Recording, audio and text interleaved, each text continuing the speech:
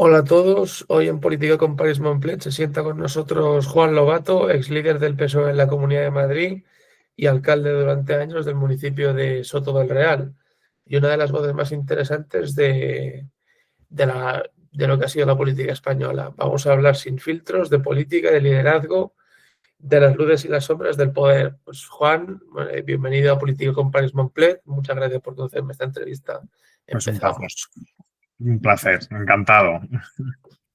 Eh, La primera pregunta es sobre la encuesta que ha sacado el CIS, que ha sido bastante comentada, que ha disparado por las nubes al PSOE, dándole un 34,8% de la intención de voto frente al 19,8% de la intención de voto del Partido Popular.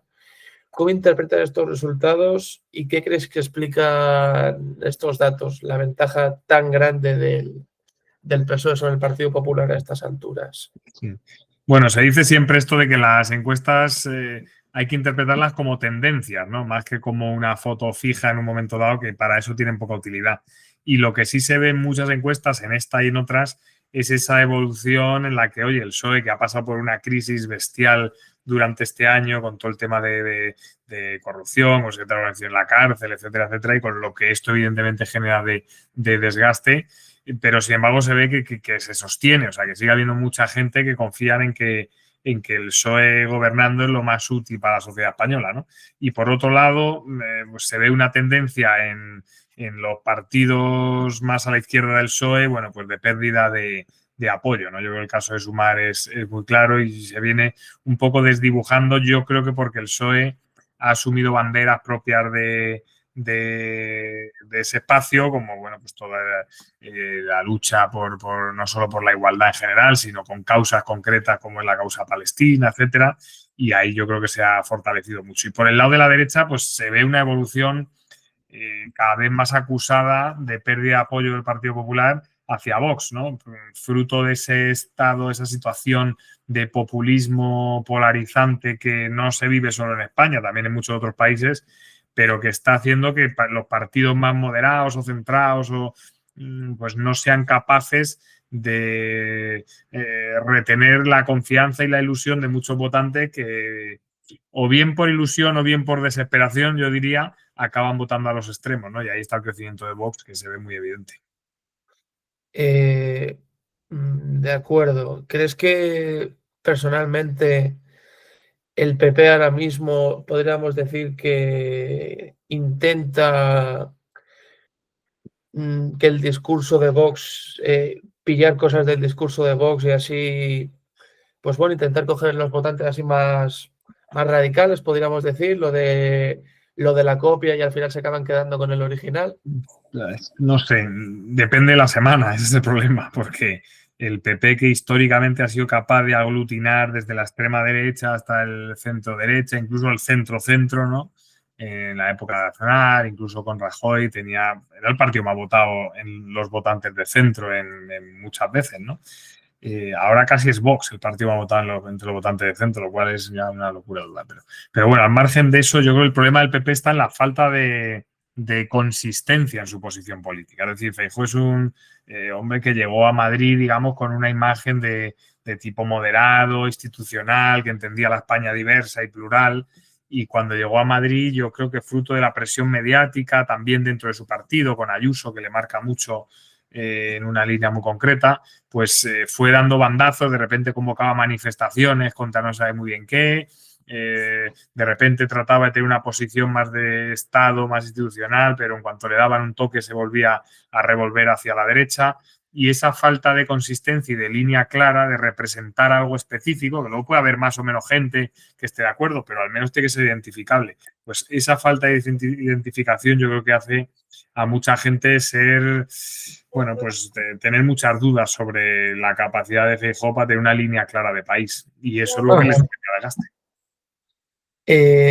Una cuestión que ha estado muy a la orden del día y por eso hoy hay una huelga general, es por la cuestión del Medio Oriente. ¿Cómo crees que debería posicionarse España, ¿no? Pues ante esta cuestión de Oriente Próximo, sobre todo con el tema Israel? Con Europa.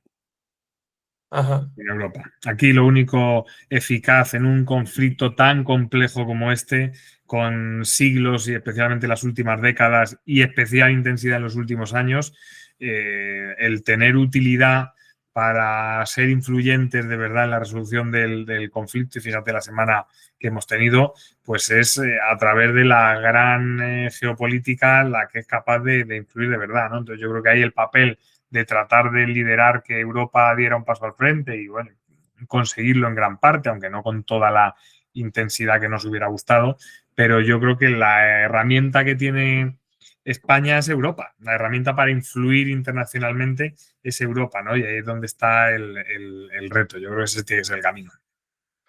De acuerdo, pues vamos a comentar también lo de la polémica del gasto en defensa. ¿Cuál es tu opinión acerca de las exigencias de Trump hacia España de que ésta invierta un 5% del PIB en gasto militar? Trump también ayer en su reunión en la Casa Blanca con Milei ha llegado a comentar que si España se negara a esta subida del gasto en defensa, pues podríamos ver una guerra comercial entre Estados Unidos y España. ¿Qué lectura haces, ¿no? de esta amenaza de la guerra comercial y qué opinión tienes acerca de esta posible subida al 5% del gasto militar?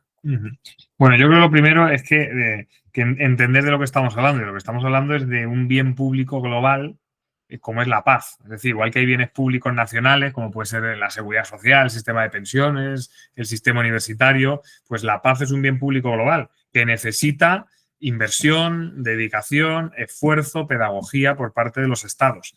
Y eso es defensa. O sea, la paz se consigue con dos líneas claras. Las relaciones diplomáticas / comerciales, muy importante las relaciones comerciales para el sostenimiento de la paz, y dos, la disuasión. Son los dos instrumentos. Diplomacia política y comercial, es decir, las relaciones que hay diplomáticas y comerciales entre los países, y dos, la disuasión.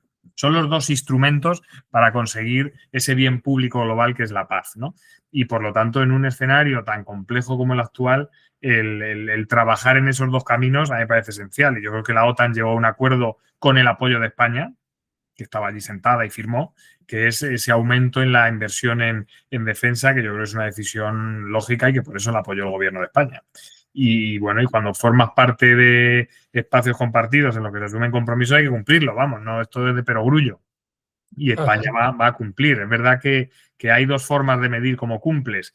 Uno es con ese porcentaje de gasto en términos de PIB en defensa, es decir, cuántos euros voy dedicando, y dos, con la exigencia formal y concreta que hace la OTAN a los países miembros, que es cuántas capacidades se aportan, ¿no?, en ese diseño de la estrategia a medio plazo. ¿Qué pasa? Que claro, es muy difícil el prever qué necesidades de aportación de capacidad va a haber en 3 años o en 10. Y hay que tener en cuenta que la inversión en defensa no genera capacidades dentro del mismo año en el que se meten los euros. Entonces, o somos capaces de aumentar esa inversión en términos de PIB, o cuando necesitemos un aporte de capacidades en 5 años de 10 cazas más, de no sé cuántos tanques, etcétera, etcétera, no vamos a poder poner la máquina a funcionar en ese mismo año para que los cazas estén, porque un caza tarda 10 años, desde que se decide poner un euro para construirlo hasta que lo tienes, ¿no? Por eso es tan importante el ir dando ya esos pasos, y por eso España ya, fíjate en qué poco tiempo ya ha pasado del 2% en inversión en defensa, cuando veníamos de la mitad hace muy pocos años. Y del tema de la guerra comercial, ¿qué me puedes comentar? ¿Qué lectura haces, no? Porque como te digo, ayer Trump amenazó a España con que si Sí, es un se instrumento negara a este habitual. 5% podríamos ver una guerra de Sí. aranceles. Para Trump es un instrumento habitual el tema de usar los aranceles, no lo usa como un palo y zanahoria en materia de política exterior, ¿no? Te los bajo, te los subo según me venga bien para otros temas que no tienen nada que ver con el desarrollo económico y comercial global, ¿no? No lo tiene fácil porque a nivel arancelario a quien se los fija es a la Unión Europea, no a España.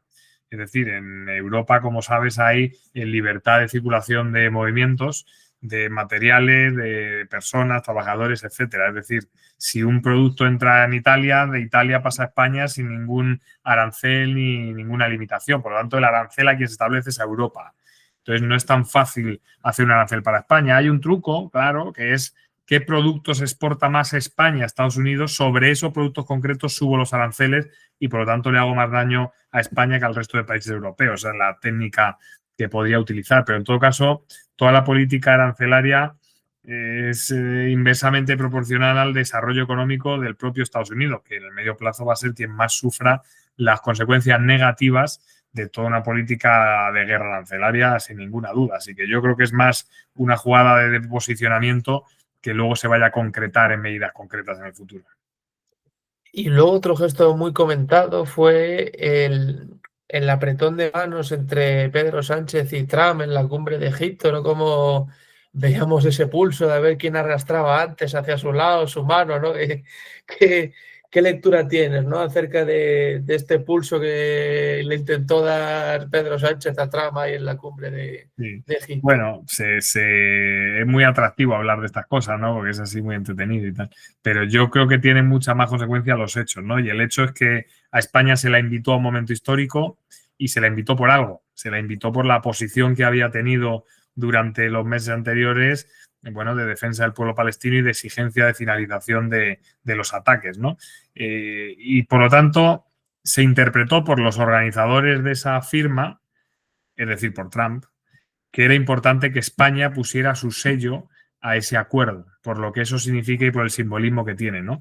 A partir de ahí, pues bueno, claro que hay diferencias políticas entre Trump y Pedro Sánchez, eso es evidente, y que eso se concrete escénicamente en ese apretón de mano, pues sí, lo vimos todos y bueno, dentro de la cordialidad, porque tampoco, yo creo que fue una cosa más de posición, pero no tanto de debate sobre el fondo del asunto que ahí estaban tratando, en el que están totalmente de acuerdo. Claro.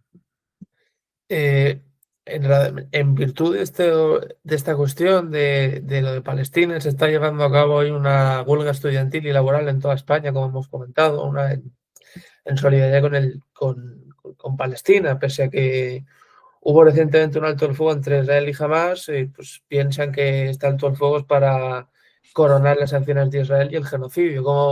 ¿Cómo valoras esta huelga como expresión de presión ciudadana y su efectividad política? Y otra pregunta, en este contexto, ¿hasta qué punto crees que puede confiarse en este acuerdo alcanzado para la Franja de Gaza? Bueno, yo la verdad que creo que el camino es bueno, ¿eh? Sinceramente creo que después de décadas infernales y como digo de estos 2 últimos años horribles, con una intensidad en términos de violación de derechos humanos brutal, primero con el atentado por parte de Hamas, con más de 1.000 muertos israelíes y después con el exceso en la respuesta de Israel con esa masacre que ha habido de familia durante estos años. El llegar a un punto en el que se ha parado los ataques, a mí me parece un éxito rotundo y me genera una felicidad enorme, vamos, y a quien no se la genere, que se haga una reflexión, ¿eh? Porque, en fin, de lo que estamos hablando y contra lo que todos nos manifestamos y luchamos estos últimos meses, se ha conseguido. Así que un poquito de seriedad y de asunción de lo que ha pasado, ¿no? A partir de ahí, yo creo que tienen que ser los palestinos quienes, analicen cuál es la posición que tienen que tener y a qué deben pues aspirar como desarrollo de su proyecto de Estado, ¿no? Y ahí está la ONU con sus resoluciones, la comunidad internacional, este propio acuerdo que reconoce los 2 estados, lo cual yo creo que es un paso importantísimo, pero no me gusta hablar por otros y que estemos desde muy lejos juzgando en términos de idoneidad o no lo que va a afectar directamente a otros. Yo creo que deben ser esos otros, ¿no? Y allí estaban en la firma algunos de los que han sido históricamente representantes del pueblo palestino y otros han estado en las negociaciones y en los acuerdos, ¿no? Y eso es lo que para mí es sin duda más importante, sin prejuicio de que, oye, podamos seguir haciendo pedagogía y que esa sensibilidad que tiene particularmente muchos países, pero particularmente la sociedad española con el pueblo palestino, pues siga vigente y sigamos reivindicando la mejora de sus condiciones de vida permanentemente, claro. Otra polémica que ha habido, bueno, en virtud de lo de Palestina, aquí en la Comunidad de Madrid, fue que el mes pasado el gobierno de Ayuso ha vetado banderas palestinas y actividades pro-palestinas en los centros educativos. ¿Qué opinión tienes acerca de esto, no? Y otra pregunta, ¿cómo crees que deberían abordar la libertad de expresión y la sensibilización en colegios en temas internacionales tan sensibles? Bueno, yo me acordé mucho de cuando empezó la guerra de Ucrania, ¿no? Con todo el esfuerzo que hubo también de sensibilidad, de solidaridad con el pueblo ucraniano y también en los colegios. Yo recuerdo perfectamente los colegios recibiendo a los niños ucranianos y bueno, pues aquí en Soto mis hijos tuvieron compañeros ucranianos y tienen, de hecho, en sus clases y esa solidaridad que responde al humanismo que tiene pues, gran parte de la sociedad española como filosofía y ética de vida, pues se concretó ahí y ahora se vuelve a concretar porque se ve también a un pueblo sufriendo y esa solidaridad se hace presente, ¿no? Entonces, es verdad que en los ámbitos educativos, principalmente más que enseñar a tener una posición u otra, lo que yo creo que hay que enseñar es a la gente a ser crítica, a los jóvenes y a los niños a leer, a escuchar, a entender diversas opiniones y a ser críticos, ¿no? Entonces, todo lo que sea huir de dogmatismos es favorable, pero claro, el espíritu de solidaridad que se vea reflejado también en los coles, yo creo que eso es bastante positivo. Así que, bueno, me ha sorprendido el contraste con lo que pasó con Ucrania por parte de cómo lo ha enfocado el Partido Popular y la Comunidad de Madrid y lo que ha pasado ahora con el pueblo palestino. Desde luego, no tiene que ver. ¿Crees que hay un poco de doble rasero? Hombre, es distinto, claro. Ha habido una reacción distinta. Con Ucrania, vamos, hubo un despliegue con toda razón y que yo apoyé completamente y que me pareció estupendo. Y ahora, cuando hay otro pueblo sufriendo también las consecuencias de ataques injustos y terribles, pues parece que no hay tanta sensibilidad por parte del Partido Popular como sí lo había con el pueblo ucraniano. Y ahí, bueno, pues ahí yo noto una falta de coherencia en términos de humanismo y de respuesta solidaria a un fenómeno tan grave y terrible como es una guerra, una invasión o el ataque a familias inocentes. De acuerdo, pues vamos a comentar otro tema bastante de actualidad en Andalucía. El programa de cribado de cáncer de mama ha sufrido fallos graves, ¿no? Unos 2.000 casos pendientes con retrasos en la comunicación de los diagnósticos y un descontento social, protestas. Al final dimitió o la obligaron a dimitir la consejera de salud de la Junta de Andalucía. Inversión extraordinaria para un plan de choque con 119 nuevos profesionales. Ante este panorama, ¿cómo crees que esta crisis podría afectar la confianza de la ciudadanía en la gestión del PP en Andalucía? Y otra pregunta, ¿qué riesgos electorales crees que abren para Moreno Bonilla y qué medidas crees que se necesitan adoptar urgentemente para que una crisis sanitaria se convierta en una oportunidad de fortalecimiento institucional y no en un lastre político para la Junta de Andalucía? Bueno, lo primero, cuando hay una crisis así, de grave y que afecta a un tema tan sensible como es el cáncer de mama, lo primero es reaccionar para solucionarlo. Es decir, aquí qué ha pasado, nos hemos dado cuenta, afortunadamente, se asume lo que ha sucedido y cómo se resuelve de forma inmediata y se reacciona rápido y contundentemente en términos de eficacia de que se preste el servicio público como se debe para que no haya ningún riesgo en términos de salud. Eso es el paso uno, antes de cualquier otra cosa. Segundo, hombre, asunción de responsabilidades políticas, que en este caso ha habido y hay que reconocerlo. O sea, las cosas como son. Ha fallado un tema tan grave como este y la máxima responsable, que es la consejera, ha dimitido o la han hecho dimitir como consecuencia de esto. Yo creo que eso es un buen paso y que es importante que haya sucedido. Y ahora, tercero, es el análisis profundo. Es decir, hemos reaccionado a la crisis, primero para solucionarlo y que las mujeres que no habían sido atendidas como debían lo sean. Dos, políticamente asumir responsabilidades políticas, pero tercero, ¿qué es lo que ha pasado?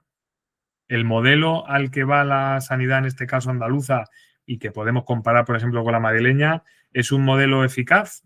El tema de tratar de establecer un sistema en el que sea a través de concesiones privadas la gestión de importantes servicios sanitarios, ¿se está haciendo de forma eficaz en términos de prestación de servicio público y de calidad de servicio para los pacientes ciudadanos o no? Más allá del dogmatismo sobre si pública o privada, en el caso de la gestión indirecta a través de empresas privadas, ¿se está aplicando una planificación estrictamente por el sector público, un control riguroso por el sector público, una evaluación por parte del sector público y una corrección de los errores que pueda haber por parte del sector público? Porque si no se hace eso, tenemos un problema. Yo no soy nada dogmático con la gestión pública o privada y he sido alcalde como cientos o diría miles de alcaldes socialistas. Tenemos servicios gestionados de forma privada y otros gestionados de forma pública. O sea, que a mí nadie me va a acusar de dogmatismo, ni al PSOE le va a acusar nadie de dogmatismo. Lo que sí que tenemos claro es que tiene que ser el sector público, las comunidades autónomas, las consejerías de educación, las que planifiquen, las que controlen, supervisen, evalúen y corrijan lo que haya que corregir para que el servicio sea de 10, que es lo que merece la ciudadanía y lo que quiere, ¿no? Entonces ahí evidentemente algo ha fallado en el modelo. Algo ha fallado. Y si lo hubieran gestionado directamente el sector público, nos hubiéramos dado cuenta antes, se hubiera evitado, pues eso es lo que hay que analizar. Gestionando el sector privado, ¿se puede ser capaz del sector público de evaluarlo, fiscalizarlo milimétricamente y corregirlo de inmediato? Pues a lo mejor sí. Pues eso es lo que ahora toca analizar y ser claros, ¿no? Así que, bueno, que ojalá se haga, porque lo importante es que a la gente le vaya bien y tenga los mejores servicios públicos. Más allá de eso, y mucho menos importante que todo eso, consecuencias político-electorales, pues sí que las tendrá. Al final la sanidad es un servicio básico, la principal competencia que gestiona la comunidad andaluza, la principal, en términos presupuestarios, en términos de ciudadanos afectados, la principal, y aquí han tenido un problema grave de gestión. Entonces, evidentemente tendrá consecuencias. Habrá muchos votantes que digan, oye, tu principal tarea, que es gestionar bien la sanidad, y esto que ha pasado es un desastre, ¿no? Pues tendrá consecuencias. Yo creo que sí. De acuerdo, pues vamos a hablar también de las encuestas en Andalucía, lo cual me sorprende, ¿no? Varias encuestas recientes señalan que Juanma Moreno y el PP andaluz podría conservar la mayoría absoluta en Andalucía, ¿no? Por ejemplo, la de Sociométrica para el Español le dan 42,9% de los votos y 55 escaños en el Parlamento andaluz, justo en el límite, ¿no?, de la mayoría absoluta, aunque advierten que el PSOE mejoraría respecto al año 2022. En este contexto, ¿cuáles crees que serían las consecuencias políticas de esa mayoría ajustada para el gobierno del PP en cuanto a gobernabilidad, margen de maniobra y rendición de cuentas? Y otra cuestión, ¿y qué oportunidades crees que se abren para la izquierda, ¿no? ¿Podemos ver una mejora sustancial de los resultados del PSOE andaluz con María Jesús Montero al frente? Bueno, pues ojalá, vamos, ojalá que políticamente consigamos del PSOE avanzar en Andalucía y poner encima de la mesa una alternativa, ¿no? Yo soy muy partidario de la oposición constructiva generadora de alternativas. O sea, podemos gritarle y atacar mucho a Juanma Moreno diciéndole que es un desastre y que deja a las mujeres abandonadas, pero al minuto siguiente hay que poner encima de la mesa cuál es nuestro modelo alternativo, ¿no? Y por qué creemos en una gestión pública o al menos en esa planificación, evaluación y fiscalización por parte del sector público de la gestión de servicios tan importantes como la sanidad. Ahí es donde yo creo que está la clave, en que los andaluces visibilicen y se genere esperanza con una alternativa que se encargue de gestionar lo que es más importante para la gente, como es la sanidad, como es la educación. Y esa es la fase en la que estamos. Es muy difícil porque evidentemente Andalucía es una comunidad enorme que funciona como un transatlántico y las dinámicas políticas pues tienen sus desarrollos y los ciclos son los que son, ¿no? Pero por eso haya habido, bueno, pues todo un proceso pues también muy complicado en el partido después de muchos años de gobierno, y ahora el reto está en eso, en cómo denunciar lo que está haciendo mal y poner encima de la mesa una alternativa, y ojalá que ese trabajo que se está haciendo pues dé sus resultados, ¿no? Encuestas habrá muchas, seguro, unas dirán que mejor, otras que peor. Lo importante es cómo se consolida ese trabajo y cómo se consolida esa visión por parte de los andaluces de que hay una alternativa mejor a la que se está desarrollando ahora mismo por parte del PP. De acuerdo, pues vamos a comentar también otro caso importante, ¿no? El caso de la filtración del correo del novio de Ayuso. La Fiscalía ha pedido absolver al fiscal general y tú declaraste en el Supremo por este asunto, ¿no? ¿Cómo estás viviendo este caso, no? Y la segunda pregunta, ¿realmente te llegaste a imaginar aquel día en la Asamblea de Madrid que esto iba a llegar tan lejos? Bueno, yo como estoy, creo que era la primera pregunta, pues yo bien, expectante, porque creo que es un tema que yo, como otras muchos españoles, imagino, estamos deseando que haya una sentencia y que se sepa la verdad judicial, que es la que valdrá, ¿no? Y la que todos, yo por lo menos de luego respetaré, sea la que sea, y fruto de la cual pues ya veremos lo que sucede, ¿no? Yo desde luego, por mi parte, colaboración absoluta con la justicia, lo tengo cristalino. que lo más importante por encima de cualquier otro interés personal, partidista, es la colaboración con la justicia, el cumplimiento de la ley, y eso tiene que ser lo primero. Y el que tenga dudas entre que lo primero es el cumplimiento de la ley, la verdad y la colaboración con la justicia, o los intereses partidistas, que se dedica a otra cosa que no sea la política. Entonces, si cuando todos partamos de ahí, ya podemos hacer política, ¿no? Entonces, más allá de eso, que en mi posición, digamos, de cómo estoy yo personalmente, vamos a ver cómo evoluciona. Ahora es el juicio y, bueno, pues yo creo que para eso está el Supremo, ¿no? Y veremos a ver lo que decide. No sé si había una segunda pregunta, que no recuerdo sobre esto. Sí, que si aquel día en la Asamblea de Madrid, Sí. cuando sacaste aquel papel, pensabas que esto iba a llegar tan lejos. Bueno, cuando yo saco el papel ya estaba en los medios y ya lo había sacado 200 personas, ¿no? Quizá lo complicado hubiera sido lo otro, que hubiera sido yo el que sacaba el papel antes de que lo sacaran los medios y lo sacaran otras 200 personas antes que yo. Pero bueno, sí que, claro, yo percibí que ahí había algo que no le acababa yo de ver que se estuviera haciendo de la forma más correcta. Yo creo que se ve en la conversación. Creo que todo fruto de una imprudencia. No creo que hubiera maldad en ningún momento y que tampoco quiero creerlo.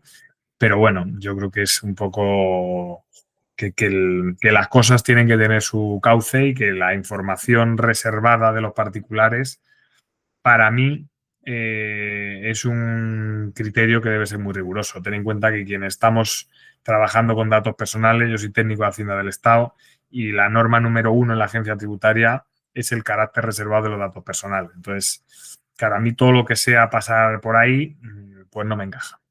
Y de ahí que viera que eso, bueno, que podía tener consecuencias, sí. No sé si tantas o menos, bueno, tampoco te imaginas concretamente hasta dónde, pero sí que ves que, hombre, que los datos personales. Ya lo vi 2 días antes, antes de que me afectara a mí, cuando ya sale la información de que no había Ayuso, que era un tipo particular, por un expediente de 5 años antes, donde ni trabajaba él para la comunidad, ni era novio de Ayuso, ni la conocía, ni nada. 5 años antes tuvo una inspección porque, tal y como ha acreditado la agencia tributaria, defraudó fiscalmente. Ya veremos ahora si hay delito, pero defraudar ya está confirmado que ha defraudado. Pues eso ya no me gustó. O sea, que fuera información pública, datos de un particular, ya no me gustó. Y ya, pues el paso siguiente sobre el punto en el que estaba con la fiscalía y la información. Entiendo y veo necesario el desmentido de bulos, y creo que ahí hizo bien la fiscalía desmintiendo los bulos, y creo que ahí debía haberse quedado, que no sé si se hizo algo más o no, porque yo no tengo más información que la que es pública y notoria, pero creo que es muy importante luchar contra los bulos y muy importante proteger la privacidad de los datos personales. Las dos cosas. Claro, tú al final fuiste al notario porque percibiste que ahí había algo que no te cuadraba. Claro, yo pregunto 3 veces de esto de dónde viene para tratar de, bueno, tener la información sobre si es una fuente u otra, ¿no? Entonces yo lo que voy al notario es para acreditar una vez que se inicia el proceso en el Tribunal Supremo, porque antes no tenía ninguna necesidad de acreditar nada, pero una vez que el tema se judicializa, yo lo que necesito es acreditar que hay 2 documentos distintos, el que a mí se me manda y el que se publica en los medios, y que yo el que utilizo siempre es el que se ha publicado en los medios. Y eso es lo que yo pido al notario que acredite, que existe este documento A, este documento B, y que yo el que uso siempre es el B, que es el que se haya publicado en los medios. Ajá. Para que sea cual fuere el origen, fuera legítimo o no, estuviera claro que yo nunca usé ese documento. Y eso es lo que acredita el notario. Vamos, bastante más sencillo de lo que parece, porque el tema en sí es muy complejo, ¿no? Pero la parte mía es muy sencilla. Es decir, oiga, a mí me llegó esto, sí, pero yo no lo usé. Entonces necesito acreditar que yo no lo usé. De acuerdo, vamos a entrar un poco a valorar tu etapa, ¿no? Al frente del Partido Socialista de la Comunidad de Madrid. En octubre de 2021 fuiste elegido secretario general del PSOE de Madrid con un respaldo del 61% de los votos. ¿Cómo valoras tu etapa liderando el partido a nivel autonómico y qué retos has identificado para el PSOE en la Comunidad de Madrid? Bueno, la valoración en política se suele hacer muy simple con resultados, ¿no? Y yo me presenté a unas únicas elecciones. El PSOE fue en esas elecciones el partido que más subió. Le recortamos 50.000 votos a Isabel Díaz Ayuso. en el mejor momento supuestamente de Ayuso, cuando era rock and roll y era la diva absoluta, pues el PSOE de Madrid y la candidatura de nuestro equipo le recortamos 50.000 votos en un escenario difícil de narices, ¿no? Pero ojalá hubieran sido muchos más, porque el resultado, bueno, pues es verdad que le recortamos eso a Ayuso, le recortamos toda la distancia que en las elecciones anteriores nos había sacado Más Madrid y nos quedamos, creo que fueron a 1.500 votos finalmente de 7 millones de madrileños, o sea, empatamos en ese segundo puesto, pero ojalá hubiéramos sacado más resultados, ¿no? Las 3 últimas encuestas que se publicaron siendo yo secretario general nos daban ya 34 escaños, que ya era una subida de 10 escaños de cómo cogimos el partido a cómo lo dejamos. Nos daba una consolidación absoluta como segundo puesto. Y lo más importante en términos políticos, a Ayuso en esas 3 últimas encuestas mías le daban entre 60 y 63 escaños. Es decir, muy lejos ya de la mayoría absoluta, ¿no? Y ese era el camino, ¿no? Y ese era el objetivo, respondiendo a tu segunda pregunta, que eran los retos, y el objetivo era consolidar una alternativa. Es decir, no se trata aquí de estar por estar en la oposición, sino vemos en Madrid posibilidad en el medio plazo de que haya alternancia democrática. Pues si lo vemos, tenemos que analizar cómo conseguirlo. Y cómo conseguirlo solo es posible si gente que ha votado por circunstancias determinadas al PP en algún momento dejan de votar al PP y pasan a votar al PSOE. Que no hay más números. Porque además las últimas elecciones fueron un resultado de participación altísimo. De hecho, al PSOE en Madrid históricamente le ha ido mucho mejor cuanto menos participación ha habido. Pasó con Gabilondo, pasó con Simancas, bueno, es una circunstancia que se ha producido, ¿no? Entonces, el objetivo, ¿cuál era? Generar esa alternancia, generar un proyecto que fuera identificable, que estuviera adaptado a la realidad madrileña, que es una región con una, bueno, pues una complejidad, una identidad sociodemográfica, económica muy particular y que requiere de un proyecto particular. Yo el mayor piropo que recibía es que se ve que entendéis Madrid, o sea, que ahora el PSOE entiende Madrid, ¿no? Porque claro, Madrid es lo que es, ¿no? Y bueno, pues eso yo creo que es muy importante. Primero que haya un PSOE que se vea que entiende, que sabe dónde está, ¿no? En Madrid. Y ese fue un poco el trayecto. Y yo estoy contento porque también supimos, yo creo, hacer ver y que la gente identificara muy claramente esos 2 objetivos que tiene la política. Uno es generar políticas públicas, construir infraestructura, poner en marcha servicios públicos, la sanidad, la educación, el transporte público. Esa es una, políticas públicas. Pero hay otra, la segunda, que es generar convivencia. Esa es una tarea de la política. Y claro, estamos todo el día insultándonos, gritando, llamando de todo al otro, criticando lo que hace solo porque lo hace él, no porque no nos guste el fondo del asunto, sino pues solo por de dónde viene la propuesta, pues eso no genera convivencia, todo lo contrario.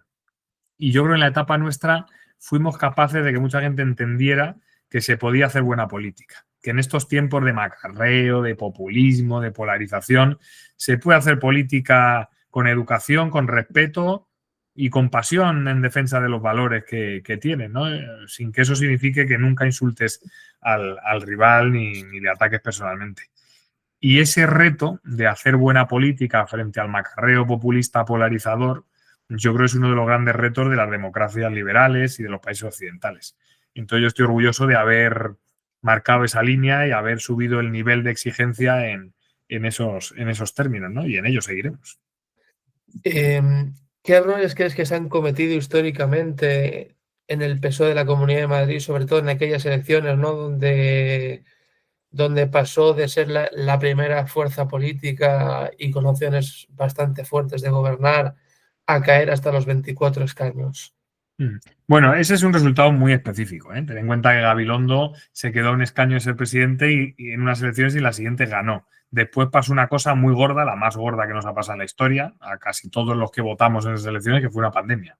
Y esa pandemia generó una distorsión socioelectoral tremenda que hizo que muchísimos obreros, y no digo de la construcción, digo obreros, trabajadores, proletariado clásico, si le queremos llamar así, de Madrid votaran a Isabel Díaz Ayuso. Esto está estudiado de arriba abajo, con 2.000 cualitativos y 2.000, mucha gente que se vio contra las cuerdas en un momento en el que estábamos todos muy jodidos, encerrados en casa, sin poder trabajar, y Ayuso, a mi juicio, de una forma irresponsable en términos de salud pública, tomó esa decisión de Madrid no se cierra, Madrid se abre, todo el mundo a trabajar, a salir y a... Eso que yo creo que tuvo unas consecuencias en términos de salud pública que nos hizo llegar a ser la región de Madrid con mayor exceso de mortalidad en el año 2020, también tuvo una consecuencia social y económica que hay que reconocer, que es que muchos de esos obreros, trabajadores, gente que vive contra las cuerdas, que para pagar el alquiler o la hipoteca, el que tiene suerte de haberse podido meter en la compra de una casa, se veían que no podían salir del agujero. Y dice, no, están los ERTE ya, los ERTE eran 700 euros y Ayuso les dijo, no, conmigo vuestros 1.500 que os ponéis a trabajar. Entonces generó emocionalmente una conexión con mucha gente, votantes tradicionalmente de izquierdas o que con naturalidad hubieran votado al Partido Socialista, pero que en ese momento de carga emocional tan bestia se sintieron identificados con Madrid no se cierra. Y es que no se puede juzgar a la gente que pensó así, que decidió así su voto. Dice, no, pues qué mal, ¿cómo hicieron eso? Bueno, pues cada uno tiene sus razones para votar, pero todo el mundo vota siempre bien, por las razones que tengan. Pero no se equivocan al votar. Te equivocarás tú al no proponerle las alternativas o al no ser capaz de explicarle la trascendencia de algunas decisiones o las consecuencias de un tipo de política, como en este caso la que hubo con la pandemia. Pero no puedes juzgar a toda esa gente, ¿no? Entonces, ahora el reto gordo está precisamente en explicar a toda esa gente que pasada ya esa etapa, lo que hace falta ahora son servicios públicos que funcionen, seguridad, oportunidades, y eso es lo que ofrece, lo que debe ofrecer, a mi juicio, el PSOE de Madrid, ¿no? Pero al margen de esas elecciones concretas por las que me preguntaba, yo creo que tu pregunta también hacía referencia a un análisis en términos históricos, ¿no? Un poco más de esos fallos que ha tenido el PSOE históricamente en Madrid. Yo creo que el principal problema ha sido la falta de consistencia y de mantener los proyectos. Al final hemos visto que aparecían candidatos cada 2x3, pues fíjate, desde Trini Jiménez, que entró Miguel Sebastián, luego entró Pepo Hernández, Carmona, o sea, ha habido en la asamblea igual, cuando estaba Tomás Gómez se le quitó para poner a Gabilondo y luego Gabilondo, que es el que pudo consolidar, fíjate, Gabilondo consiguió ganar las elecciones, porque es al único que se le dejó presentarse en 3 ocasiones. Es decir, si es que lo tenemos las pruebas de lo que funciona. Tenemos las pruebas, ahí está Gabilondo. Política sensata, alternativa constructiva, con propuestas, sin insultos, y ganó las elecciones en Madrid. Entonces, no solo tenemos el análisis de lo que ha fallado, que son esos volantazos constantes de cargarnos candidatos y secretarios generales cada 2x3, sino que tenemos la prueba del éxito. Pues, hombre, yo creo que el camino está ahí. Claro, también, bueno, 2 cosas. La primera, una cosa que yo resalto bastante fue aquel momento, creo que fue en el año 2021, donde el PSOE y Ciudadanos intentaron como pactar, como, no sé si en la sombra o cómo podríamos llamarlo, para presentar una moción de censura contra Ayuso, pero ella se adelantó y adelantó las elecciones. Es una cosa que habría que comentar. Y luego la segunda cuestión, ¿por qué crees realmente que podemos ver a un obrero que se parte la espalda trabajando un montón de horas votando a partidos como Vox o como la derecha radical, por ejemplo? Bueno, esta segunda es muy interesante y profundizamos. Y la primera, ¿cuál?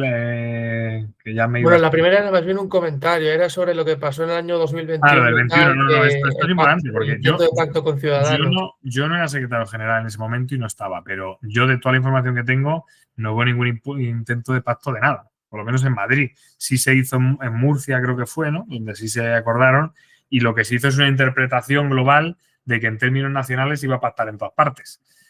Bueno, eso le sirvió como excusa a Ayuso para activar un proceso electoral en el que había una situación que habíamos analizado antes de desgaste tremenda con el tema de la pandemia. Pero yo no tengo ni información ni sensación de que estuviera preparándose una moción de censura en Madrid. Sí en Murcia, pero no tanto en Madrid.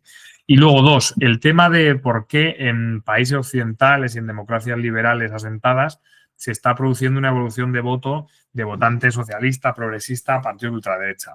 Pues eso está produciendo en este momento. Pero siempre ha habido, cuando se ve que el sistema falla o que no funciona, básicamente que no cubre expectativas expectativas vitales de una familia, de un profesional, de que dice, oye, yo quiero que me vaya mejor en la vida, conseguir un buen trabajo, tener un coche, poder comprarme una casa o vivir de alquiler más o menos cómodo, tener algunas vacaciones al año al menos, poder ir de unos días aunque sea a la playa. Esas expectativas, cuando se frustran porque no se consiguen, pues esas familias, esos ciudadanos votantes, como planteas, cuando llegan a un momento de saturación y de frustración tal que lo único que ven como posibilidad de salida es la ruptura del sistema, pues tienen la tentación de optar por dar una lección democrática a los partidos del establishment, por así decirlo, que son los que han generado las expectativas, que para ellos se han visto frustradas, y van a una posición de ruptura. La posición de ruptura ante expectativas frustradas hace 10 años era Podemos. Gobernaba el PP y la gente que, bueno, consigue una vivienda, el trabajo, tal, pues ¿cómo rompemos esto para que se repartan nuevas cartas votando a Podemos? Entonces, todo ese caldo de cultivo de gente humilde y con una expectativa frustrada, pues dijo, pues aquí la forma más eficaz de romper con esto es votar a Podemos. Ahora, ¿qué pasa? Que ahora la forma más eficaz de romper es votar a Vox. Entonces se interpreta por parte de toda esa gente que a priori se les podría autoubicar en más izquierda o no, pero que se les puede ubicar en izquierda por perfil más humilde y tal. Bueno, pues a mí no me ubique usted en un lado o en otro. A mí lo que me pasa es que el sistema no está respondiendo a la expectativa que yo tengo del sistema. Y por lo tanto esto hay que cambiarlo. ¿Cómo lo cambio? ¿Quién ofrece un cambio más radical ahora? Pues allí que voy a intentar romper. Entonces, por eso el esfuerzo de partidos que creemos que el sistema puede funcionar solo si somos realmente capaces de que haya una gestión milimétrica, que fiscalicen, transparencia total. Esa es la única fórmula para que votantes de todo tipo, pero especialmente gente progresista, no se vea interpelada a romper con el sistema a través de un voto más radical populista, ¿no? Y ahí es donde está la clave. Por eso, para que no se genere populismo, no hay que introducir más populismo. Hay que introducir buena política y gestión. Que el país funcione. Si el país funciona, no hay populismo. Entonces, eso se nos digo el país en términos muy generales. Los ayuntamientos, las comunidades autónomas, el sistema, ¿no? Por decirlo de alguna manera. Ese es el reto, tratar de explicar que si las cosas funcionan bien, habrá mucha más seguridad y muchas más oportunidades para la gente que si funcionan mal. Vamos a comentar un poco el actual liderazgo del PSOE en la Comunidad de Madrid. El ministro Óscar López, que es el que te cogió el relevo, ha puesto en marcha una estrategia centrada en lo que él llama la izquierda valiente, ¿no? La recuperación de consensos y denunciar lo que considera una gestión de Ayuso basada en el insulto, la polarización y el espectáculo. En ese escenario, ¿no? ¿Cuáles crees que son las principales debilidades que aún tiene Óscar López para ganarle electoralmente a Ayuso en Madrid? Pueden ser estructurales, mediáticas, de partido, de movilización, etcétera. Y una segunda pregunta, ¿y qué crees que debe de hacer él y el PSOE madrileño para superar esas debilidades y consolidar una alternativa creíble al fenómeno Ayuso en la Comunidad de Madrid? Sí, bueno, pues lo que te venía diciendo, ¿no? Yo creo que la clave está en alternativa constructiva. En evitar, aunque la tentación yo sé que es alta, pero el evitar entrar en el choque personal, en las alusiones personales, familiares, constantes, de las cuales la gente está hasta las narices, sinceramente. O sea, nos creemos que a la gente le encanta que digamos su marido es un tal y su novio no sé qué, y la gente dice, pero ¿esto a qué se dedican? Joder. Entonces, yo creo que el principal reto es cómo generamos alternativa constructiva, cómo la gente identifica que con nosotros esto va a funcionar mejor y por tanto la vida le va a ir mejor. Esa es la clave. Y entonces ahí todo lo que sea salir de ese populismo polarizante, creo que será bueno. De esas frases que decías introduciendo de antes, yo ya estoy muy de acuerdo, ¿no? La búsqueda de consensos, todo eso tal y como tú lo has leído, yo creo que es buen camino. Ahora, la principal debilidad es la que es. La acabamos de hablar, es la consolidación de los proyectos. Si aquí el problema está en que claro, el ciudadano dice, joder, ahora uno, luego otro, tal, esto es un caos, macho, ¿no? Entonces hace falta, bueno, pues bajar un poquito el balón, tener claras las posiciones y ahora mismo el clima político es muy complicado porque estamos ya prácticamente en el escenario electoral en Castilla y León, en Andalucía, entonces esa fase cuesta hacerla. Pero vamos, yo creo que el camino es ese. Alternativa constructiva, propuestas claras y concretas y dejarnos de entrar al trapo y entender que yo sé que cuesta, ¿eh? entender que la estrategia de Isabel Díaz Ayuso es la provocación. Es la provocación. Entonces, el momento en el que el cerebro de un socialista es capaz de entender que el objetivo de Ayuso es provocar, no por provocar, provocar para que entres al trapo, porque sabe que entrando al trapo te deslegitimas como proyecto socialista, coño, pues si entiendes eso, no entremos al trapo. Es que esa es la Claro. clave. Entiende estratégicamente qué es lo que quiere hacer para no caer ahí, ¿no? Y eso ya sé que cuesta, ¿eh? Porque también internamente, pues, un militante te dice, vamos, la atacamos y vamos a por ella, muerte, tal. Pues eso, digamos que emocionalmente, pues a uno le. Pero yo planteo eso, tener la inteligencia de entender cuál es su estrategia. Y sabiendo cuál es, no caigamos en ella. Pongámoselo un poquito más difícil. Y también es muy sorprendente que contra más avanza el caso de su novio y contra más cosas le salen, más votos gana y lo vuelve todo en contra del gobierno, ¿eh? Es una cosa. Porque vive de eso, es que vive de eso, totalmente. Y encima del novio, claro, dice, oiga, pero es que esto pasó en 2017 y a este señor ni le conocía, o en 2019, no sé cuándo fue ya. Entonces, claro, ahí cuesta un poco, o sea, el hacer identificar, o sea, al final a veces se fuerzan las cosas y la gente no está para insultos, para rollos y para historias, ¿no? Entonces yo por eso creo que es mucho más lo que defendías, lo que decías de Óscar López, que él planteaba la búsqueda de consensos, que él planteaba la política constructiva. Yo creo que hay que ir mucho más por eso que decías que planteaba Óscar López que por otros caminos. Ajá. Vamos a comentar también, cuando anunciaste que dejabas la primera línea política, Ayuso te dedicó unas palabras públicas que recorrieron los medios de comunicación, ¿no? No es para menos, pensando en el valor de la política auténtica, esa que prima la coherencia personal, el servicio público y la transparencia sobre el cálculo táctico político. ¿Cómo viviste esa despedida que te dedicó Ayuso y qué lectura haces de ese gesto en términos de confianza ciudadana y del rol de lo personal en la política institucional, ¿no? ¿Crees que estos gestos pueden fortalecer la credibilidad en la política y lo de que somos personas, primero personas, luego políticos, ¿no? O más bien quedan reducidos a una simple puesta en escena en un contexto tan polarizado? No, yo creo que es importante. O sea, que quienes nos dedicamos a la política tengamos la capacidad de respetar, de valorar al rival, de reconocer errores propios, de valorar aciertos del rival. Todo lo que sea hacer eso ayuda a la convivencia, que es uno de los dos grandes objetivos de la política, generar convivencia.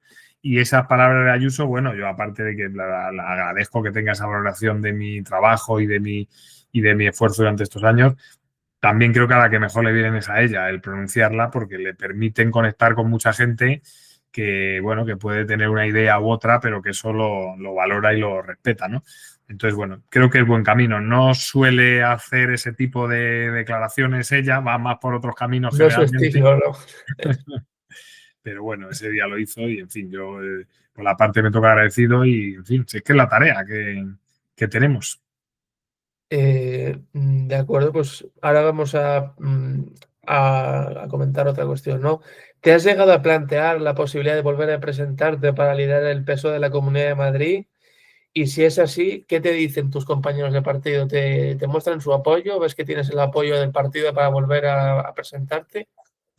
Bueno, la verdad que yo muy agradecido porque apoyo mucho, sí, muchos compañeros, compañeras, alcaldes que, bueno, que tenían ilusión en ese proyecto, que habíamos consolidado una línea que además a nivel municipal les reforzaba mucho porque se basaba mucho en la presencia territorial y entonces, pues por eso los alcaldes tenían una dinámica muy favorable también para su trabajo a nivel local, ¿no?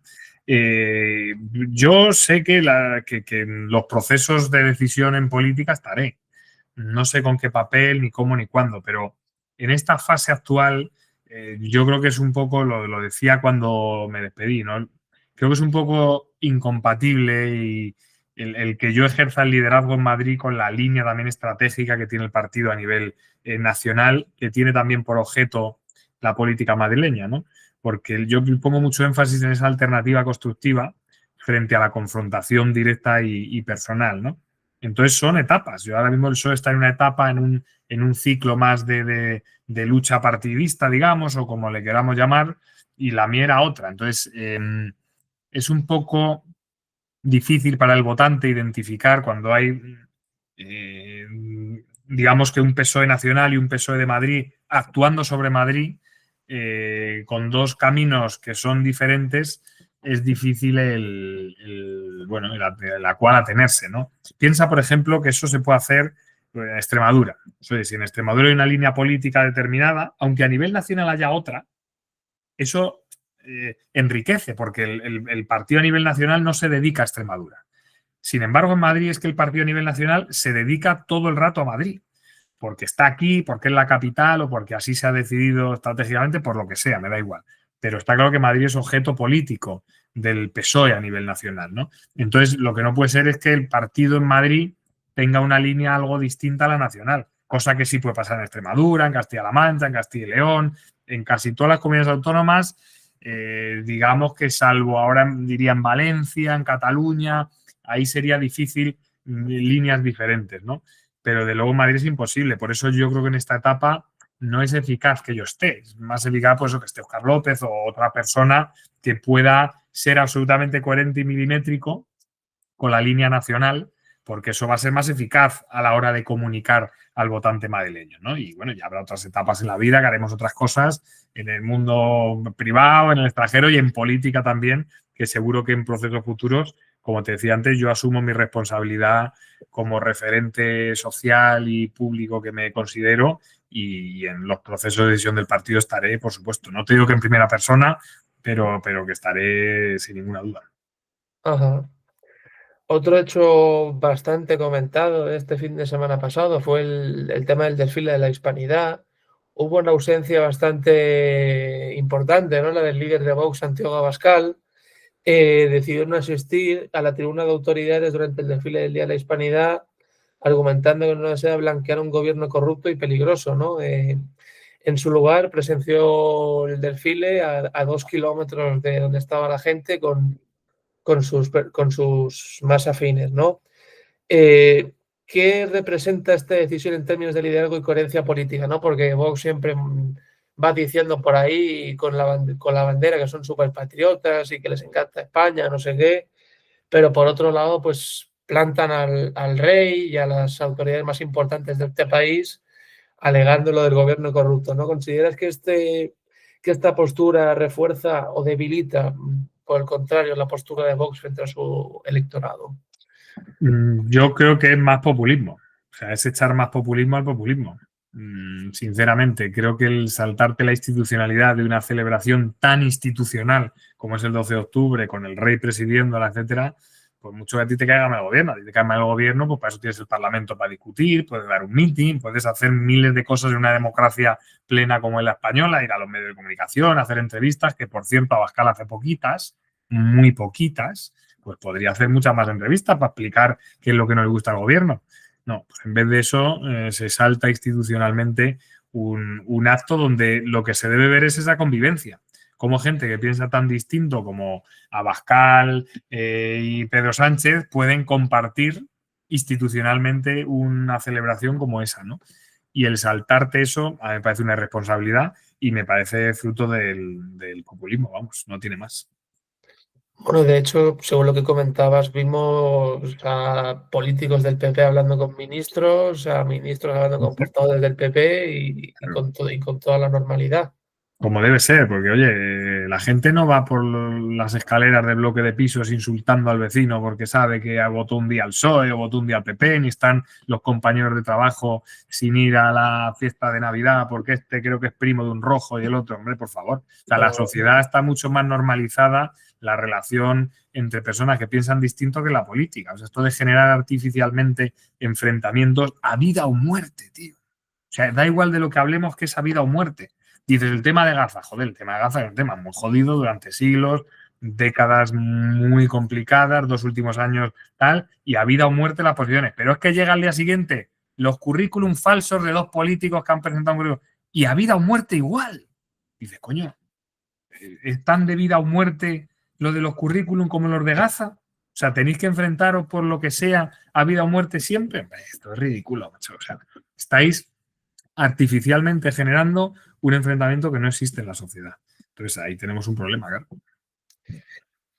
Ahora iremos al tema de la polarización, pero antes de nada vamos a comentar también el hecho de que en varias comunidades autónomas gobernadas por el PP, como Extremadura, Aragón, Castilla y León, las negociaciones presupuestarias con Vox o la falta de apoyos están llevando a prórrogas y advertencias públicas sobre la posibilidad de convocar elecciones anticipadas en varias de estas comunidades autónomas.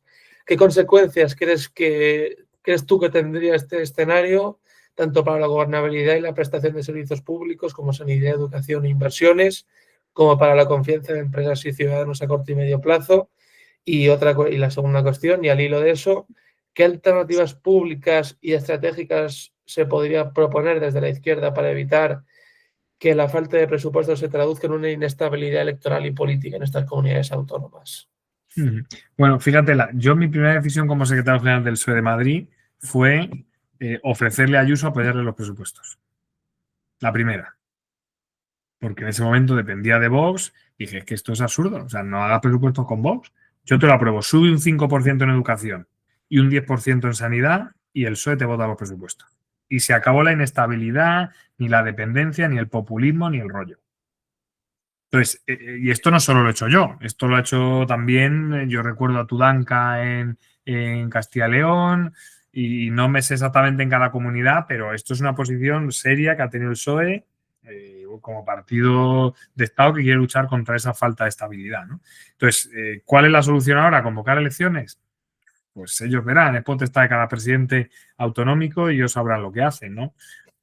Bueno, pues no sé qué decirte. Yo creo que para el PP meterse en ese lío de estar dependiendo de Vox es un disparate. Yo creo que sería mucho más inteligente para ellos el abrir cancha con el PSOE y el proponer al PSOE vías de entendimiento y posibles acuerdos, aunque sean de mínimos, para poder tramitar eso. Y segundo, la búsqueda de un marco normativo que permita mantenimiento de estabilidad independientemente de la aprobación de presupuestos.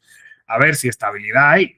Si Ayuso estuvo en los primeros 4 años, creo que solo aprobó un presupuesto, si no me equivoco mal, si no me equivoco, y tampoco se hundió la Comunidad de Madrid. España lleva 2 o 3 años sin presupuestos y de estabilidad de funcionamiento de servicios públicos, de desarrollo económico del país, de crecimiento, de generación de empleo, se está produciendo. Entonces, bueno, a veces exageramos las cosas. Yo casi lo veo más al revés. Casi veo más la necesidad de evolucionar a un sistema en el que si no presentas o no eres capaz de aprobar presupuestos, haya alguna consecuencia en términos políticos que te haga generar, no lo sé, pues no digo que una convocatoria electoral, pero sí que te permita que a lo mejor una parte del presupuesto se pueda acordar concretamente. Hay un modelo ahí en Estados Unidos que es el del lockdown, que a mí me parece exagerado, pero sabes que en Estados Unidos si no se aprueban presupuestos no hay presupuesto, punto y final, ni prórroga ni La leche. excepción del gobierno, sí. Se cierra, pero ahí tienen la capacidad de aprobar trimestrales con cuestiones, pues a lo mejor ir a una vía así en la que digas, oye, no somos capaces de un gran presupuesto, pero aprobemos por lo menos el gasto corriente que vamos a hacer y cómo tal, para que esto funcione hasta que seamos capaces de aprobar lo más gordo, que sería un anexo de inversiones, ¿no? Bueno, pues yo sí veo interesante, vista la nueva realidad en términos parlamentarios, de buscar medidas, pero no tanto para generar más estabilidad, sino para generar más autoexigencia para alcanzar acuerdos tan importantes como son el de presupuestos. Ajá. De acuerdo. Vale. Vamos a comentar el tema de la polarización. Vamos a empezar con una pregunta muy simple, ¿no? ¿Crees que ahora mismo la sociedad española es una sociedad polarizada? ¿Y qué factores crees que influyen a que esto sea de esta forma? No es una sociedad polarizada mayoritariamente y el factor que más influye para que se aumente la polarización es la radicalidad y el populismo artificial de la política. Ajá. ¿Y cómo se podría mejorar el radicalismo y cómo se podría mitigar este radicalismo que vemos presente en la política para que veamos una reducción de la polarización? Pues no haciendo populismo quienes tienen micrófonos delante. Así de sencillo. O sea, si tú vas a un parlamento y te pones a insultar al de enfrente, claro, la gente lo ve por la tele, los niños, los jóvenes, y dirán, pues esto será lo normal, o como no me parecía a mí que esto debiera ser así, pero si lo único que ven es eso, Claro. es que Es lo que te digo, es que se genera artificialmente. O sea, porque si hubiera un problema de verdad que dijéramos, es que el país está dividido sobre si queremos ser la Unión Soviética o queremos ser el Japón de los 90. Entonces hay un gran debate polarizado donde hay una profundidad de diferencias estructurales de modelo de país. Dices, coño, pero en España alguien tiene duda de que somos un país que queremos tener, oye, que si el hijo de mi vecino tiene un cáncer, tenga el mejor médico para ayudarle y que el bedel del trabajo de mis padres, por poco dinero que tenga, pueda ir sus hijos a la universidad. Claro. Si tenemos todos claro que queremos vivir en un Estado social, democrático, con un sistema tributario más o menos justo, que permita que haya unos servicios públicos, oye, un poco mejores, un poco peores, pero que nos den seguridad y oportunidades a todos, y entonces, ¿qué leches hacemos gritando todo el día insultando? Que no, pero es que ha presentado un currículum falso no sé quién y entonces que caiga el gobierno y que dices, hostia, macho, mídete un poquito, o sea, ¿dónde estamos? No puede ser que eso sea el fin del mundo, ¿no? Entonces, claro, cuando entras en ese populismo artificial de que pones un tuit corriendo porque ha pasado no sé qué cosa, y joder. Entonces, el reto es el que es, y es que el riesgo mayor para la democracia es el populismo. Está claro. Y eso está totalmente identificado. Entonces, ¿cómo hacemos para que no haya más populismo? Pues desde luego no enfrentándonos al populismo con populismo, sino todo lo contrario, desnudando al populismo con respeto, educación, verdad y propuestas. Ya está. Y que funcionen los servicios públicos. Si eso es lo que más le jode al populismo, que funcione la democracia. Entonces, centrémonos en eso. Y ese es yo creo, la única vía. La polarización también ha coincidido con una mayor fragmentación en el Congreso de los Diputados, con gobiernos más débiles y mayor dificultad para pactar leyes o aprobar presupuestos, como lo estamos viendo ahora. ¿Cómo valoras este escenario, no? ¿Crees que la fragmentación parlamentaria está estrictamente vinculada a la polarización? ¿Y qué efectos puede tener sobre la capacidad del Ejecutivo para legislar y mantener la estabilidad política? Bueno, no tiene por qué. Y ha habido parlamentos muy fragmentados. Ahí está Borges, ¿no? La serie. O sea, puede haber parlamentos muy fragmentados, pero oye, con partidos que tienen sensibilidades particulares, pero no enfrentadas radicalmente o que representan intereses. Bueno, pues están los verdes por un lado, luego están partidos más territorializados, los Soria, los no sé qué tal. Bueno, eso no es polarización, eso es diversidad parlamentaria, que requiere acuerdos mayoritarios con pactos con diferentes grupos. Pero eso no genera ningún problema de populismo. Genera una mayor necesidad de alcanzar acuerdos. Perfecto, pero no, pues no pasa nada. Yo soy alcalde en un pleno con 5 grupos muy distintos y los sentaba a todos, hablábamos todos y lo aprobamos por unanimidad la inmensa mayoría de los puntos del orden del día de los plenos. No había polarización ni radicalidad, había diversidad, estupendo, pues eso es magnífico. Entonces no es directamente proporcional el número de partidos que hay representados en el Parlamento con la polarización, no lo es. ¿Crees que ahora con la era digital hemos visto un aumento de esta polarización con el aumento de influencers que tienen un determinado discurso, sobre todo con los jóvenes? Bueno, pero no tiene por qué ser así. Podrían, o sea, puede haber influencers también que tienen otra. Y yo pienso en muchos podcasts ahora y hay muchos podcasts de gente muy sensata que tienen un seguimiento masivo absolutamente y que no son agentes polarizadores. Entonces, no, o sea, que las redes sociales con la inmediatez, con la poca profundidad a veces que hay de análisis, tal, sí, pero también existen los podcasts. Esto que hacéis de que un tipo esté una hora explicando o más de una hora explicando posición, ayuda a que el debate sea sosegado, sereno, reflexivo, y eso es la mayor vacuna que hay contra la polarización. Entonces, oye, que por un lado están los tweets de macarras que sueltan una cosa y ya da igual, sí, pero por otro lado, pues también están los podcasts reflexivos que permiten a la gente, bueno, pues en vez de caer en la espiral de la polarización, tener posiciones más sensatas. De acuerdo, pues algunos estudios señalan que la polarización política está influyendo en la radicalización de ciertos sectores de jóvenes que se acercan a posturas más extremistas, tanto a izquierda como a derecha. ¿Cómo interpretas este fenómeno? ¿Qué papel debería jugar la política, la educación y los partidos para mitigar esta tendencia y fomentar un debate cívico más equilibrado y mitigar el crecimiento de los partidos más extremistas? Bueno, lo hemos hablado antes, ¿no? Yo creo que me gusta mucho que metas la palabra de lo que puede aportar la educación. La política creo que ya lo hemos hablado 100 veces en esta conversación. La política lo que puede hacer es respeto, educación, propuestas, pasión, pero constructiva. Pasión constructiva y no macarreo cutre, que la gente está hartita además. Eso por la vía de la política. Pero dos, la educación, claro. Es que la educación es el espacio esencial en el que se genera ciudadanos críticos, reflexivos, con capacidad de análisis, de observar. Esa parte es clave. Lo que ocurre es que tiene un desarrollo muy a medio largo plazo, pero sí que dar pasos siempre en mejora de la educación va a ayudar a generar una ciudadanía con menos tentación de polarización y mucha más de autoexigencia, de subir el nivel, de reflexión, etcétera, etcétera. De acuerdo, pues pasamos con la siguiente cuestión. Teniendo en cuenta tu experiencia tanto en política local como autonómica y tu relación con los medios de comunicación y a lo largo de tantos años, ¿qué consejos darías a los jóvenes que actualmente están estudiando ciencias políticas, ¿no? ¿Qué habilidades, valores o actitudes crees que son imprescindibles a día de hoy para ejercer esta profesión de la mejor forma, ¿no? E intentar ser un poco diferente de lo que tenemos ahora? Yo diría que lo más difícil en política es ser natural.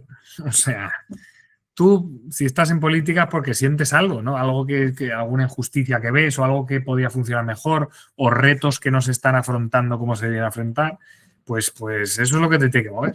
Y cada día y cada cosita que hagas que sea pensando en eso, no en estar aquí, bueno, ¿y qué voy a hacer en la vida? No, ¿qué vas a hacer en la vida? No, macho. En la vida serás profesional de lo que sea. Que luego además quieres hacer política, estupendo, pero con esa motivación, tener clara tu motivación todo el rato, ¿no? Y además echar una mano a esas dos cosas, ¿no? Es verdad que seguramente por lo que te metes en política sea más por el objetivo de generar políticas públicas, porque digas en tu pueblo, por ejemplo, y dijo, pues sería muy bueno que hubiera más deporte para los jóvenes, entonces te metes por eso. Pero rápidamente hay que darse cuenta de que además de generar políticas públicas hay que generar convivencia y que eso es gran parte de tu tarea. Entonces, por supuesto que en tu municipio en el que te has echado una mano para ser concejal de deporte, vas a organizar campeonatos deportivos para que los jóvenes, en vez de estar fumando y bebiendo, estén haciendo deporte. Pero piensa siempre a la vez que tienes que generar convivencia, o sea, que eso, que es tu trabajo como político, tenga también la utilidad de que la gente viva más a gusto, que confíen los unos en los otros, que puedan compartir espacios comunes, todo eso, ¿no? Yo creo que con ese enfoque tendríamos políticos de mucho nivel ético e intelectual. De acuerdo, pues dicho esto, pasamos con la última pregunta. Tras tu decisión de dejar la primera línea política, ¿cómo ha cambiado tu día a día y tu visión sobre la política y la sociedad? Y otra cuestión, ¿qué proyectos personales o profesionales estás desarrollando ahora y qué aspectos de tu experiencia política sigues valorando o aplicando en esta nueva etapa? Bueno, yo ahora estoy en una etapa, la verdad que estoy disfrutándola bastante. Estoy en el Senado con 5 comisiones de trabajo, con un papel, en vez de estar en la batalla diaria en primera línea, un papel más, no es técnico, pero bueno, un papel más de profundidad, ¿no? Por ejemplo, este mes he llevado un debate sobre el marco fiscal europeo, otro debate sobre educación financiera, bueno, digamos temas más de profundidad, ¿no? Un tema también ahora que estamos trabajando sobre soberanía digital, o sea, temas en los que te permiten salir del regatito diario de qué pasa con Ábalos hoy, pues yo qué sé, qué pase con Ábalos hoy lo que tenga que pasar. Pero lo importante aquí está en cómo generamos un desarrollo económico, cómo ponemos las bases para que la gente tenga oportunidades, que haya sectores productivos con sueldos más altos y oportunidades para los jóvenes, ¿no? Entonces, esa fase es muy interesante porque me permite estudiar mucho más, escribir, estoy escribiendo y publicando en diferentes espacios sobre todos estos temas que me interesan bastante y también sobre el tema de la polarización que hemos hablado tanto. Y entonces una fase, digamos, más intelectual que de acción política y de liderazgo diario, que también pues, te permite para una etapa futura tener otro pozo y una base más sólida para poder dar pasos también en política. Así que estoy contento, entretenido y aprendiendo mucho, sí. De acuerdo, para terminar, mirando hacia el futuro de España y de la política en general, ¿qué mensaje te gustaría dejar a quienes siguen la actualidad y a los ciudadanos que se interesan por la vida pública y especialmente a quienes creen que la posibilidad de construir una política más transparente, cercana y comprometida con la sociedad es posible? Diría que España es un cañón. España es un cañón. O sea, las posibilidades que tiene España de desarrollo, de cohesión social, de desarrollo económico sostenible, de calidad de vida, de convivencia con todo lo que históricamente hemos pasado y las condiciones que tenemos también de carácter, de forma de vida, etcétera, es tremenda, ¿no? Entonces, si la política se concentra en funcionar, a España no hay quien la pare. O sea, un país que forma parte de Europa, pero que además es la puerta de Europa con África, de Europa con América Latina, que tiene unas infraestructuras de alta velocidad aeroportuaria brutales, universidades públicas que con un poquito de financiación serían top mundial, escuelas de negocio de primera, clima, gastronomía, capacidad de atraer casi 100 millones de turistas en un mismo año, posibilidad de desarrollo de energías renovables potentísimas, clave en el futuro, con todo ese potencial, con ese cañón que somos. Lo que hace falta es que todos los actores políticos a todos los niveles de diferentes administraciones tengan un objetivo compartido, que haya un propósito de país, un propósito de región, en este caso en Madrid, y que eso haga que se trabaje con lealtad y coherencia entre todos los actores públicos, privados, ¿no? Luego, oye, cada partido en una etapa hará una cosa u otra, pero que exista ese propósito al que ir con toda esa potencia que tenemos, ¿no? Y yo creo que con ese rumbo, vamos, España es imparable, ¿eh? Viene un momento en el que el desarrollo tecnológico está siendo exponencial, en el que todo va a ir a toda leche y la capacidad que tengamos ahora de concentrarnos en lo importante y dejarnos de rollos de si la corrupción, el Supremo, el no sé qué, no, macho. Vamos a centrarnos en sectores productivos de valor añadido a los que hay que meter ahora ritmo para que cuando esto dispare esté España ahí la primera con el cuerpo dentro de la ola, ¿no? Así que por ahí. De acuerdo.